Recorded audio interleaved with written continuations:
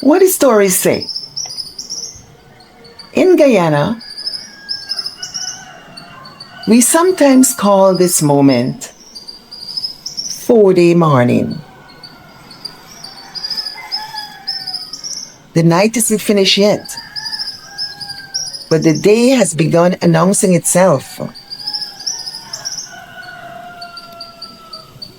Birds first, then the roosters answering somewhere across the village.